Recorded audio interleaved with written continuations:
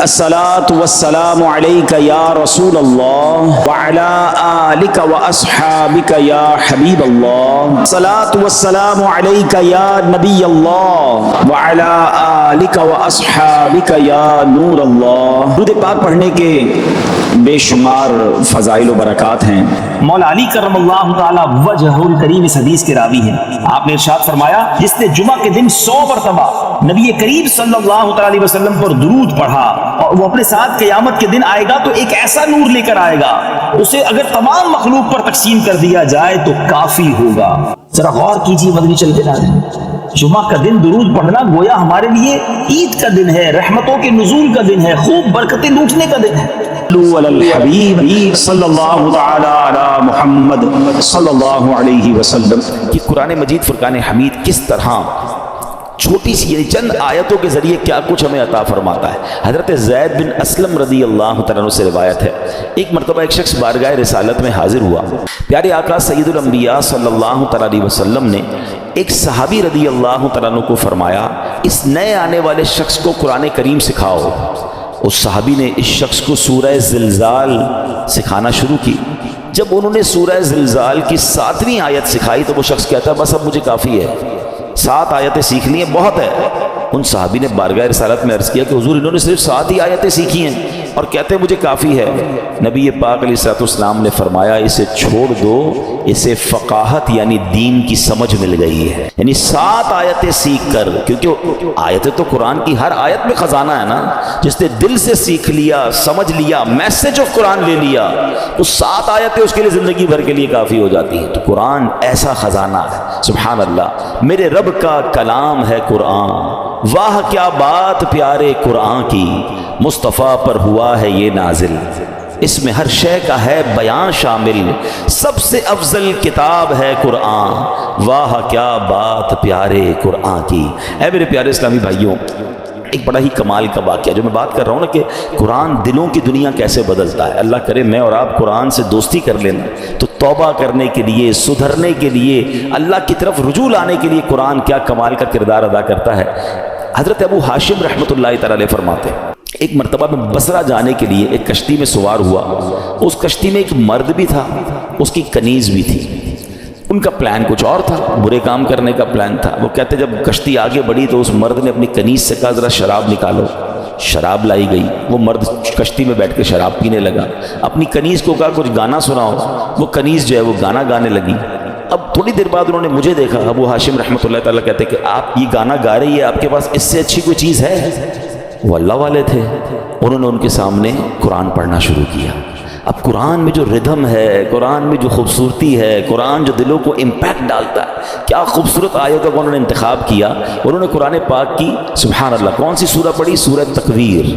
یہ ہلا دیتی ہے سورت، اگر سمجھ کے پڑھے نا بندہ کہ جس میں کس طرح قیامت کا رب نے بیان کیا۔ 30ویں پارے میں یہ سورت ہے، آپ نے تلاوت شروع کر دی، اذا الشمس کورت واذا النجوم انکدرت واذا الجبال سیرت۔ ترجمہ کیا ہے اس کا؟ جب سورج کو لپیٹ دیا جائے گا اور جب تارے جھڑ پڑیں گے اور جب پہاڑ چلائے جائیں گے۔ ان آیات کو سن کر وہ شخص رونے لگا، جو شراب پی رہا تھا وہ فوراً کپ کپی تاری ہو گئی، رونے لگا۔ حضرت نے جب یہ آیت تلاوت کی وَإِذَا الصُّحُفُ نُشِرَتْ، اور جب نامہ اعمال کھولے جائیں گے تو وہ کہنے لگا اے کنیز میں تجھے اللہ پاک کی رضا کے لیے آزاد کرتا ہوں، اس شراب کو بہا دو۔ پھر اس نے مجھے قریب بلایا اور کہنے لگا میرے بھائی تم کیا کہتے ہو، کیا اللہ پاک میری توبہ قبول فرمائے گا؟ اللہ اکبر، اللہ والے تھے، کیا جواب بھی قرآن سے ہی دیا اور قرآن کی وہ آیت تلاوت کی، ان اللہ یحب التوابین ویحب المتطہرین۔ سبحان اللہ۔ ترجمہ کنز العرفان، بے شک اللہ بہت توبہ کرنے والوں سے محبت فرماتا ہے اور خوب صاف ستھرے رہنے والوں کو پسند فرماتا ہے۔ قرآن صراط الجنان کا مطالعہ کر رہا تھا، 22واں پارہ صراط الجنان پیج نمبر 143 اور یہ آیت نمبر ہے 26 سورہ سبا، اس کی تفسیر میں۔ تو کیا کمال کے دو اللہ تبارک و تعالیٰ کے ناموں سے خوبصورت وظائف ملے، الفتاح اور العلیم، یہ یاد کر لیجئے۔ علامہ اسماعیل حقی رحمۃ اللہ تعالی فرماتے ہیں الفتاح، یہ اسم مبارک کا خاصہ یہ ہے کہ اس کی برکت سے مشکلات آسان ہو جاتی ہیں۔ دل روشن ہو جاتا ہے اور کامیابی کے اسباب حاصل ہو جاتے ہیں۔ نماز فجر کے بعد جس نے سینے پر ہاتھ رکھ کر 71 ٹائمز اس اسم کو یعنی یا فتاحو یہ پڑھا تو اس کا دل پاک اور منور ہو جائے گا، اس کا کام آسان ہو جائے گا اور اس کی برکت سے رزق میں بھی وسعت ہوگی۔ اور دوسرا ہے العلیم، اس اسم مبارک کا خاصہ یہ ہے کہ اس کا ورد کرتے رہنے والے کو علم اور معرفت حاصل ہوگی۔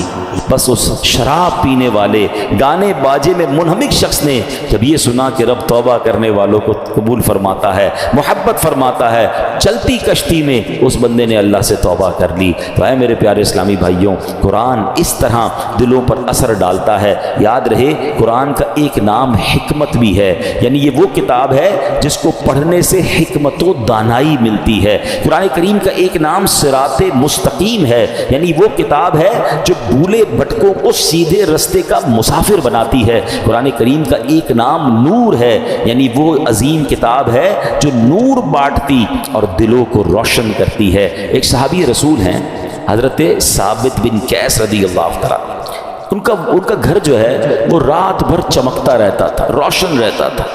آج کل تو ہمارے گھروں میں لائٹیں ہوتی ہیں، اس زمانے میں تو لائٹیں نہیں ہوتی تھی، لوگ رات کو چراغ بند کر دیتے تھے کیونکہ رات کو لائٹ کی ضرورت نہیں ہوتی تھی۔ تو لوگ حیران ہوتے تھے کہ حضرت ثابت بن قیس کا گھر کیوں چمکتا ہے۔ سرکار دو عالم علیہ الصلوۃ والسلام کی بارگاہ میں گئے کہ حضور رات بھر ثابت بن قیس کا گھر جگمگاتا ہے۔ اچھا صحابہ بھی کمال کے تھے نا، whenever they want to ask something, any unusual thing، وہ کہیں اور نہیں جاتے تھے، وہ جناب رسول اللہ صلی اللہ علیہ وسلم کی بارگاہ میں جاتے تھے۔ ان کو پتا تھا یہاں سے بڑا پیارا جواب مل جائے گا۔ سرکار دو عالم علیہ الصلوۃ والسلام نے فرمایا یقیناً ثابت بن قیس رات کو سورہ بقرہ کی تلاوت کرتے ہوں گے۔ صحابہ گئے، جا کر پوچھا، ثابت بن قیس نے کہا کہ ہاں میں واقعی گھر میں رات کو سورہ بقرہ کی تلاوت کرتا ہوں۔ تو یہ ہے قرآن، یہ ہے قرآن کا نور۔ سبحان اللہ۔ چھوڑو یہ ظلمتوں کے شکوے کرو نہ ہر دم، چھوڑو یہ ظلمتوں کے شکوے کرو نہ ہر دم، ہے روشنی کی خواہش قرآن پڑھ کے دیکھو۔ تو قرآن پاک کی کیا بات ہے۔ اب قرآن پاک جہاں طبیعتوں پر اثر ڈالتا ہے، انسان کی کیفیتوں پر اثر ڈالتا ہے، وہ قرآن کریم امراض کو بھی دور کرتا ہے۔ جی ہاں، قرآن کریم باطنی امراض کو بھی دلوں کے صاف کرتا ہے، جسمانی امراض کو بھی کیسے دور کرتا ہے۔ اب ذرا سنیے گا، قرآن میں اللہ فرماتا ہے یا ایھا الناس قد جاءتکم موعظۃ من ربکم وشفاء لما فی الصدور۔ ترجمہ کنز العرفان، اے لوگو تمہارے پاس تمہارے رب کی طرف سے نصیحت اور دلوں کی شفا آ گئی۔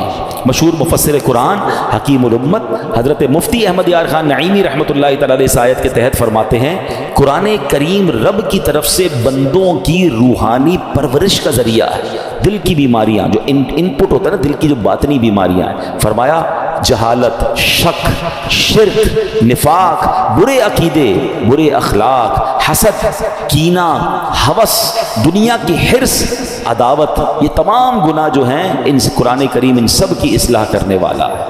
اللہ کرے کہ ہم قرآن کو پڑھیں اور دل سے پڑھیں، انڈرسٹینڈ کرنے کی کوشش کریں کیسے امپیکٹ ڈالتا ہے۔ ایک اور واقعہ سنیں، اللہ ان توبہ کرنے والوں کے صدقے ہمیں بھی سچی توبہ عطا فرمائے۔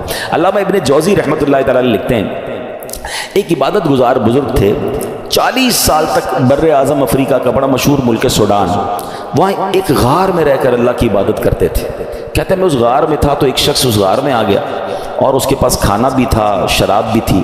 وہ آ کر بیٹھ گیا، اس نے مجھے دیکھا نہیں، میں اسے نظر نہیں آ رہا تھا، تو اس نے شراب پینا جب جیسے ہی شروع کی، برتن اٹھایا تو میں نے اونچی آواز میں قرآن پاک کی یہ آیت تلاوت کی۔ یہ آیت جو ہے نا کئی لوگوں کی توبہ کا سبب بنی ہے۔ بڑے بڑے بزرگ جو ہیں، جو بدلے ہیں، جو ان کی لائف کا ٹرننگ پوائنٹ تھا نا، وہ یہ ایک قرآن پاک کی آیت ہے۔ کبھی موقع ملا تو میں انشاءاللہ اس آیت کو مزید اس کے واقعات بیان کروں گا۔ حضرت کہتے ہیں کہ میں نے اس شرابی کے سامنے غار میں بیٹھ کر قرآن کی آیت پڑھی۔ ذرا اس آیت کا ترجمہ بھی سنیے گا۔ آیت کیا ہے؟ پارہ 27 ہے، سورہ حدید، آیت نمبر 16۔ اللہ فرماتا ہے الم یأن للذین آمنوا ان تخشع قلوبہم لذکر اللہ، کیا ایمان والوں کے لیے ابھی وہ وقت نہیں آیا کہ ان کے دل اللہ کی یاد اور اس کے حق کے لیے جھک جائیں؟ کیا اب بھی وہ وقت نہیں آیا؟ قرآن نے گویا ہلایا ہے، جھنجھوڑا ہے۔ اب اس زمانے کے لوگ تو عربی سمجھتے تھے، تو وہ کہتے ہیں جیسے ہی میں نے وہ آیت پڑھی تو نوجوان رک گیا شراب پینے سے، دائیں بائیں دیکھا، اس کو کوئی نظر نہیں آیا۔ جیسے ہی دوبارہ اس نے برتن شراب کا اٹھایا، میں نے پھر یہ آیت پڑھی الم یأن للذین آمنوا ان